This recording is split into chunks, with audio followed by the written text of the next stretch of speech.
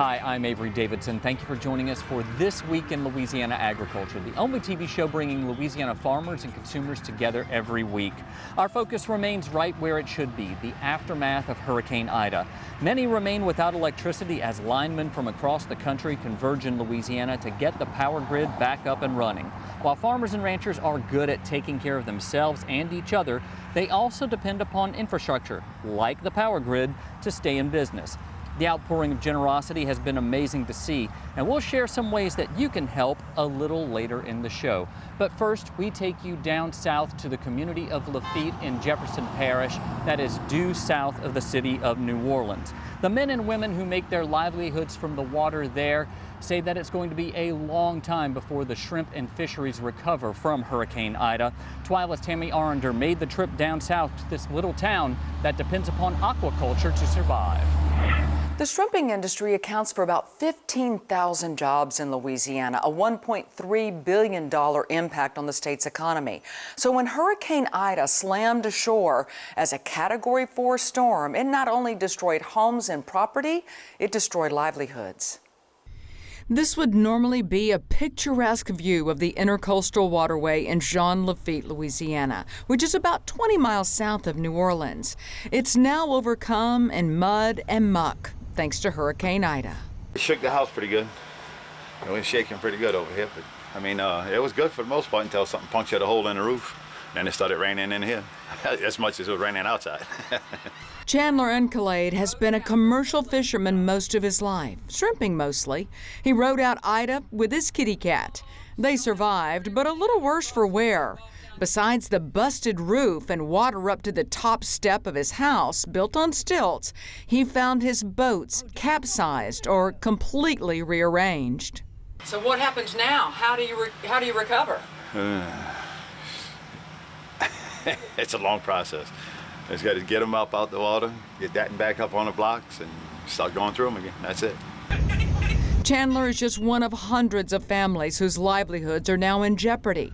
Not everyone lost their skiffs, but Encalade says that fishing and shrimping won't be the same for years to come in this area. It's going to be a mess out there. It's going to be, I don't think it'll be good for a couple of years after this one. It's just too much trash on the bottoms now. Even with no electricity, no running water, and an uncertain future, Chandler and his neighbors make the most of a miserable situation. They cook on an open flame, some Cajun cuisine, and even offered me some, even though they're not sure where their next meal will come from. Something to eat, red bean and rice. There it is, you know what I'm saying? As for what's next for Chandler, he says his shrimping days may be over. I'm not sure about it. Yeah, that's weighing heavy on my head right now about staying down here. Because I left for a while. I left for 6 years from down here, and I enjoyed it. I'm thinking about leaving again. And I can tell you I've seen a lot of storm damage in my life, and this is beyond description. And because Jean Lafitte is such a small town of just about 1,800 people, well, some who live there are afraid that they're going to be overlooked or left behind when it comes to recovery efforts and assistance. Praying that's not the case. Back to you. Thanks, Tammy, and thank you for always thinking of your home state. Usually you would find about 18,000 head of cattle in Lafourche Parish. That's not the case after Hurricane Ida. Many ranchers here have moved their cattle elsewhere, and the ones who have not moved their cattle are struggling to keep them fed and with fresh water. TWILA's Carl Wiggers traveled to LaRose to meet a cattleman, hoping that his cattle can hold on. My community took a hell of a beating. Some people were... Ray Sheremy is a cattleman in Lafourche Parish. People in his community are not the only ones displaced from Hurricane Ida, the Category 4 hurricane that tore through the region. Livestock are scattered across the state or stranded out of reach. That's true of these cattle in his pasture, holding about 50 cows and 40 calves. I need to move them. I cannot get to them because the road to get to them is so cluttered up with humongous big trees. I'm gonna have to get in there with a chainsaw and cut it up, move it, and then move them into a different pasture a little bit further from here. Those cows stayed at least 4 nights that they could not lay down unless they were laying down in water. Now it's starting to dry up. It's still wet, but they can lay down and not be in standing water. My biggest concern is the water to drink. All that grass is rotten. The grass stinks, the water stinks, and I'm concerned that they might get sick by drinking that nasty water. He was able to move the cattle from this pasture through almost 4 feet of water. This field was some of Jeremy's best hay crop he was preparing to cut, a hard reality in a year with so little hay on hand. That's a need friends from across the country and right up the bayou are working to meet. Ashley Petrie is the president of the Lafourche Parish Cattlemen's Association. She's been helping coordinate with local farmers like Jeremy to keep their cattle fed and cared for. She says truckloads of hay like this one from Texas are extremely important to keep livestock alive, but hay is only the beginning of the recovery for the industry in this region.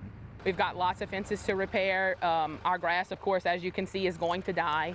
That comes from all the salt water pushing in certain areas and then all the rainwater that we got. However, we had winds of up to 130 miles an hour that were sustained for 12 hours. So we got it all the way up by Lafourche. So we have fencing damage there. It's all throughout Terrebonne, Lafourche, St. John, St. Charles, and that's the areas that we're focusing on relief right now. And they too have cattle stranded. So the immediate need for hay and feed, it's right now. It's not long term, and it's just so that we can relocate those animals and get them what they need. In Raceland, I'm Carl Wiggers for This Week in Louisiana Agriculture.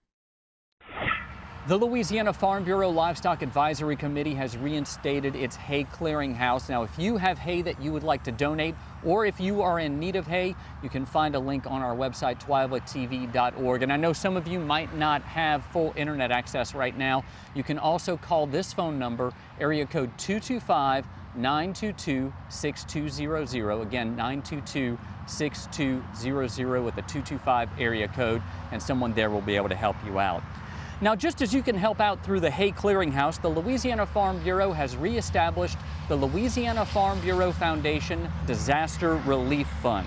Donations made there go straight to the farmers and ranchers affected by Hurricane Ida. You'll find a link to donate on our website, twilatv.org. But also, as this was happening, Louisiana Farm Bureau President Jim Harper made a tour of Lafourche and Terrebonne parishes to see firsthand the damage from Hurricane Ida.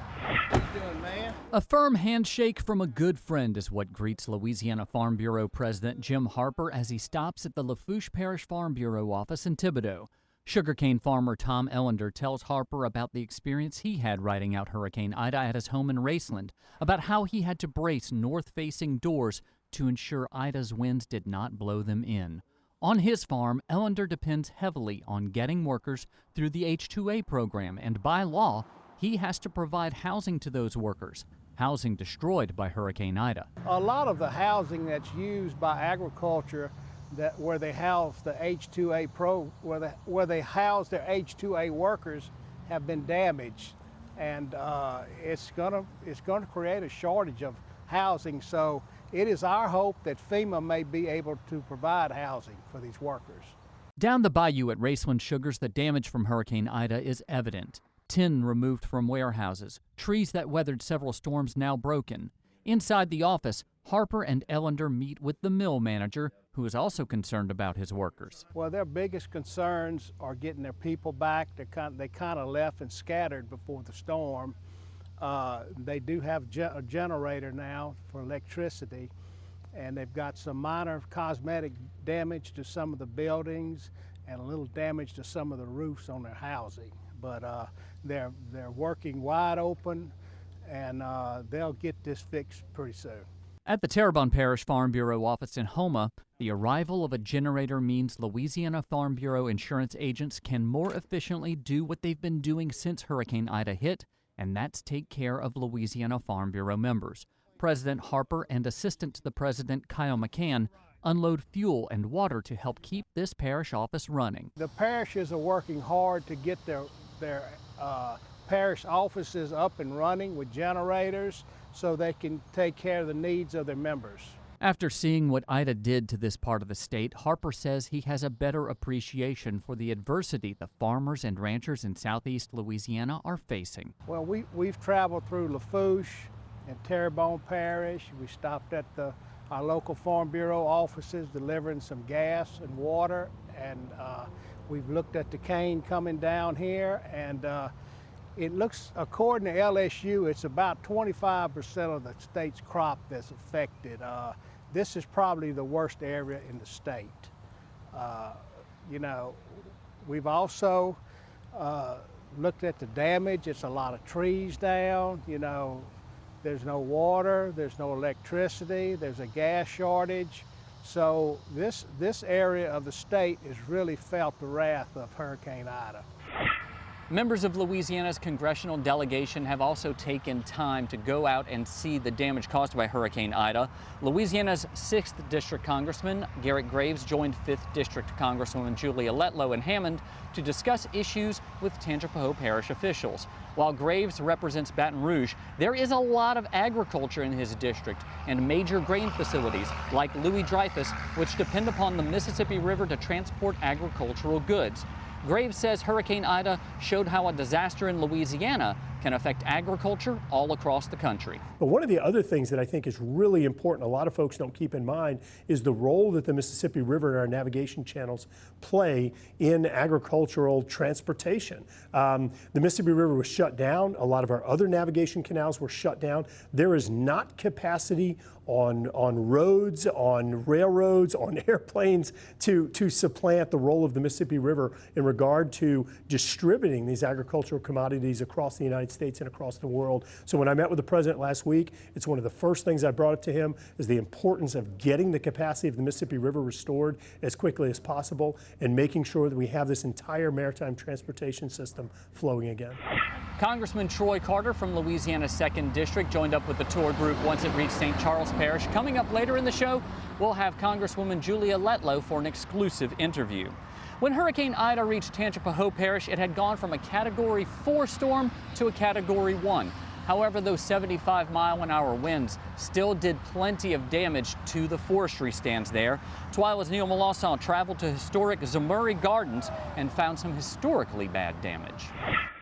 Gaston Leno III knows a lot of history in this area. For instance, Chapapila Creek here was named by the Choctaw, and it means Hurricane Creek.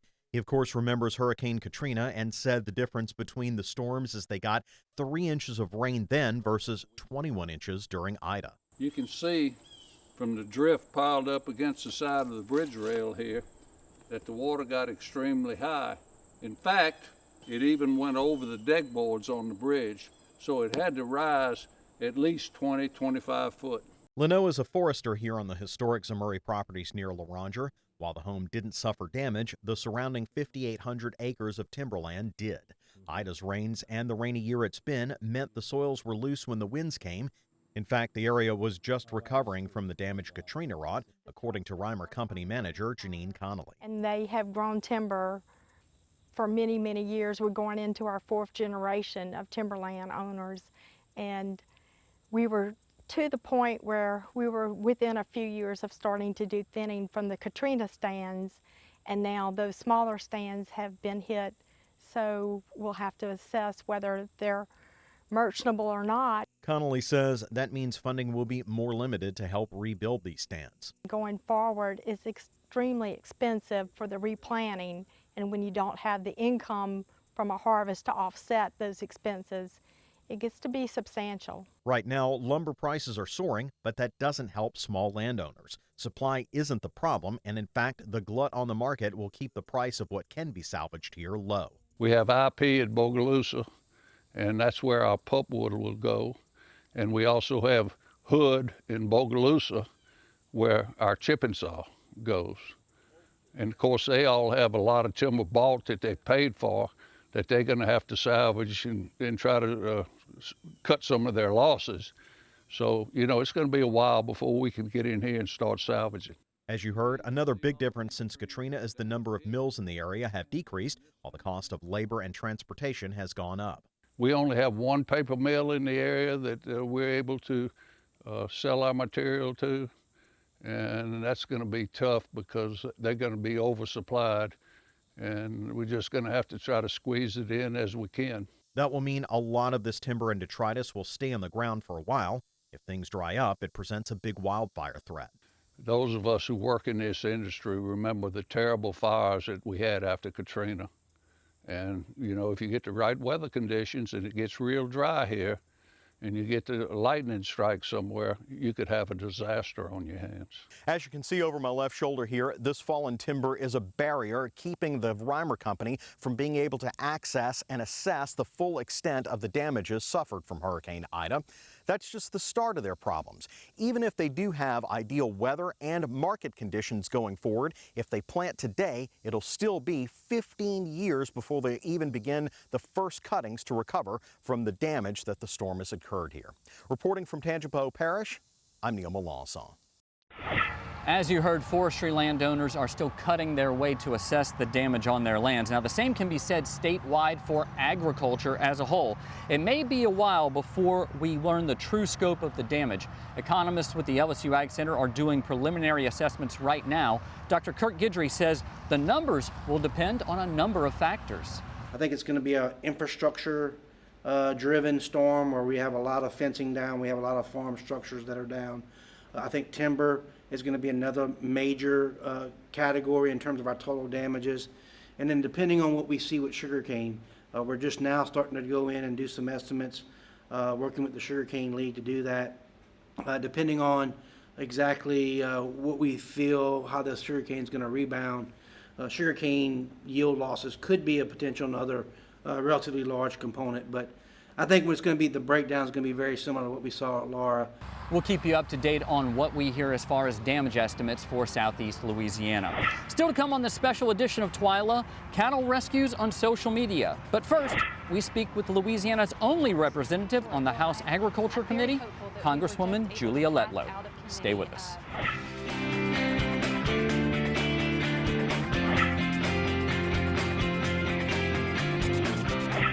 Thank you for staying with us as we continue our special coverage of Hurricane Ida's aftermath here on This Week in Louisiana Agriculture. Joining me now is Louisiana 5th District Congresswoman Julia Letlow, who's also on the House Ag Committee. And Congresswoman Letlow, you've been touring areas, speaking to your constituents. Tell me a little bit about what you've seen in this more than a week after Hurricane Ida. Sure. Thank you for having me on, Avery. I've actually spent the day touring with Congressman Garrett Graves today. As we look through his district, we share parts of parishes together and just really talking to people and seeing the devastation that they're facing and how we can help on the federal level. I know that there's a lot of agriculture in your district and his district as well. What are you seeing are the main things that seem to be impacted? I know there's a lot of timber here in the Florida parishes. Right, timber is a main concern. We're hearing from farmers all over the district. You know, their fences are down, dairy farmers are having to work off generators, and so it's really a trying time for the 5th District, and we just wanted to hear from them and hear their concerns and see how we can help on the federal level. Well, you sit on the House Ag Committee, so you're going to play a big role in representing all of the state of Louisiana when it comes to dealing with agriculture. What are you hoping you are able to do with that seat? Sure. Well, I'm very hopeful that we were just able to pass out of committee funds for WIP Plus for this year, and I'm hopeful that those funds will come into play to help our farmers, ranchers, and loggers in the 5th District, especially as it relates to this storm, but prior storms as well. What I'm hoping to use my platform to do is to be more proactive in the way we look at these storms in the future. And so as I sit on the Ag Committee, I really want to bring that voice to the table as we look forward to the Farm Bill, and including some of that proactive language that will help our farmers to be ready for another storm in the future. I know that a lot of farmers who are watching this are going to say, you know, the USDA disaster programs, they work great for certain areas, but Louisiana is not one of those places that they traditionally work well for. What are your hopes for USDA and going into that Farm Bill? What changes would you like to see made? Yeah, I just want to be an advocate for Louisiana and show them with data and tell them how it really does affect our farmers in Louisiana. We need to be included in those recovery dollars and be a part of the conversation. So I'm going to represent Louisiana well. You have a champion in me. And Congresswoman Letlow, obviously on this tour today, it's you, Congressman Graves, but also Congressman Troy Carter out of New Orleans. obviously crossing some party lines there. What does that say about our delegation here in Louisiana? That we are a united delegation. Just like you said, it's not about the Democratic or Republican parties. It's about coming together and collectively fighting for Louisiana. You have our commitment as a delegation. We're going to do that every day. Well, I've got to hit you with at least one little curveball here. I know you also got to speak with President Jim Harper with the Louisiana Farm Bureau. How important is that relationship, especially in these times, in trying times like this, to have a one-on-one relationship with the head of the state's largest general farm organization? It's absolutely crucial that I have those relationships, and President Jim Harper has been amazing for me. As you know very well, my background is not in agriculture, so the learning curve is quite steep, but Jim has been an amazing resource for me. I call him all the time with questions, and he provides answers, and so that relationship is key in helping me represent our farmers, ranchers, and loggers. Well, we appreciate you being a champion there for us in Congress. Congresswoman Julia Letlow representing the 5th Congressional District. When we come back, we have a TWILA Boost for you. Stay with us.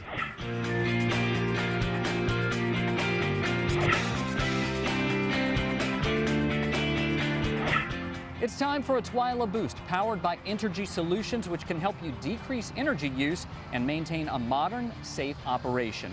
When disasters happen, some people step up to help in any way possible. These helping heroes show up in times of need, and we're seeing a lot of examples of their service on social media after Hurricane Ida. Nearly 500,000 people in Louisiana are still waiting for their lights to come back on just 1 week after Hurricane Ida tore through the state. So while they wait, many groups and organizations are teaming up to feed and shelter the linemen who are working tirelessly to restore power. Local farmers are even cooking meals for out-of-state line workers between harvesting and cane planting. More than 24 Maryland farms came together to donate 100,000 pounds of food to Louisiana families affected by Hurricane Ida. First Fruit Farms is a nonprofit that donates all of its food grown at the farm for disaster and hunger relief. The organization is transporting the food to its volunteers already on the ground, helping in disaster relief efforts. One Iowa man even made his way to South Louisiana to help people in need. Willie Ray Fairley, owner of Willie Ray's Q Shack, traveled to Louisiana to help feed victims of Hurricane Ida and those working on cleanup. Willie arrived in Covington on Tuesday and served more than 375 meals on his first day in town. Some local businesses and citizens are organizing donations of clothing and personal items for those who lost everything during the storm. Some Good Samaritans are even reaching out to help livestock stranded by Ida's floodwaters. ABC 26 WGNO shared this story of Derek Billiot, who volunteered his time and his airboat to rescue more than 80 head of cattle in Plaquemines Parish. St. Bernard Parish officials shared this incredible footage of a group of men using a chainsaw to save a cow caught in a tree stranded above floodwaters. Parish officials reported that the cow was safely rescued and unharmed. Just like the people of South Louisiana, livestock and animals have also been through a lot of stress this week. And as Mr. Rogers said, when scary things happen, look for the helpers. You'll always find people who are helping. So to all of you helpers, we see you. Thank you so much for all you are doing for the people in our community. Well, that does it for this edition of TWILA. Be sure to join us next week when we're going to expand our coverage beyond Hurricane Ida and go and see what farmers and ranchers are doing in other parts of the state, but we are going to keep you updated on the latest damage assessments. Until then, you can check out all of these stories on our website at twilatv.org. Also, like us on Facebook, follow us on Twitter and Instagram, and subscribe to our YouTube channel. We'll be posting some extra updates there. For all of us here at TWILA, thank you for joining us. We hope to see you again right here next week.